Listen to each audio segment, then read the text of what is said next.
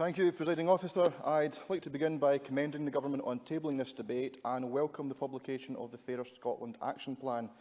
The scope of this document is impressive, reflecting the breadth and depth of the views of the thousands of people who participated in the Fairer Scotland conversation.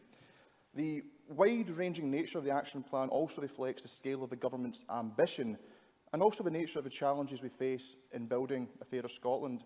In the ministerial foreword, the Cabinet Secretary states that we don't expect to fix things within the 5 years of a parliamentary term. We're not looking for quick wins, but genuine cultural change and societal change. I believe this to be absolutely the correct approach. No nation can affect the transformational change that we aspire to in the course of one parliamentary session. If we are to succeed, and we must, it is going to take all of us in this place and beyond to work constructively in a manner worthy of the objective of creating a fairer Scotland.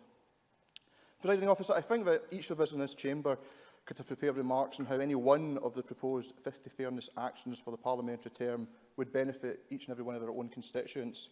One only need to refer to a few of those measures to get a sense of the work proposed and indeed already underway, be it the delivering of 50,000 warm and affordable homes, the Scottish Baby Box, a bill to establish domestic abuse as a specific offence, delivery of 100% superfast broadband access by 2021.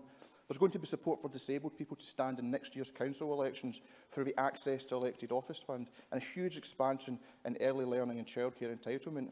The review and reform of gender recognition law for people who identify as transgender or intersex builds an equal marriage and making Scotland one of the best places in the world to live if you're LGBTI. The full implementation of the recommendations from the Commission on widening access is one of the many steps being taken to ensure equity in education, and new support to help older people claim the financial support they're entitled to is to be welcomed. Along with the other measures outlined in this action plan, the programme demonstrates that this Government is getting on with the job of building a fairer Scotland. My only regret is that rather than having the powers in this Parliament to go further, we have to divert resources to mitigate the effects of UK Government cuts, and we must now also contend with the uncertainty and disruption inflicted upon us from the Brexit debacle. However, it is right and proper that this Scottish Government does all that it practically can within the existing constitutional arrangements. Further, in setting out a vision of a fairer Scotland, it has begun the process of establishing the values that will inform the use of current and any future powers held by this Parliament. And it is on that fundamental subject of values to which I would now like to turn to. And in doing so, I'd like to consider the values underpinning the new social security powers, because I think nothing shows the measure of society and how it treats its most vulnerable. In A New Future for Social Security in Scotland, published shortly before the last election, the then Cabinet Secretary Alex Neil wrote that the principles set out in that document would apply equally to a future where the Scottish Parliament has full control over social security. Two of the principles in particular I regard as particularly significant in the setting of values: that social security is an investment in the people of Scotland, and respect for the dignity of individuals is at the heart of everything we do. I raise these two principles in particular because I believe that they capture an important aspect of what we mean when we speak of a fairer Scotland.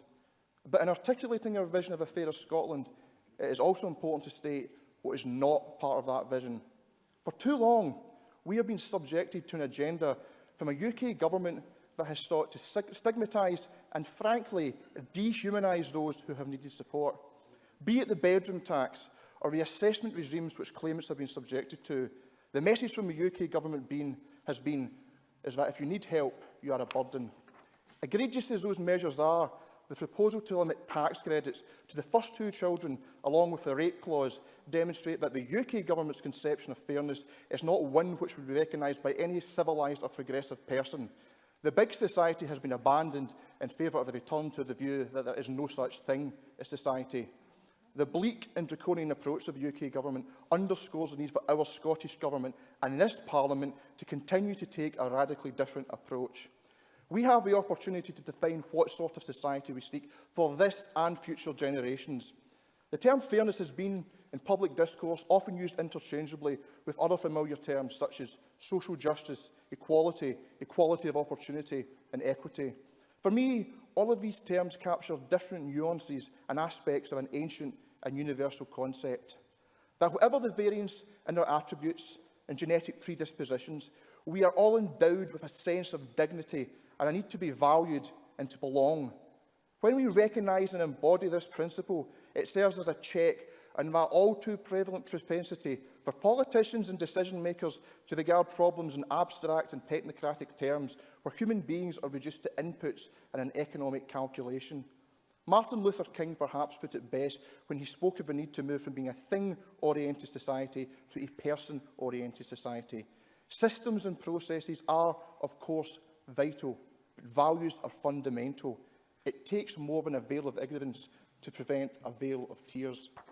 As we set out to create a fairer Scotland, let us build it together upon a foundation that recognises our shared humanity, that we all deserve to be treated with dignity, and that through mutual support and solidarity we will all benefit and prosper.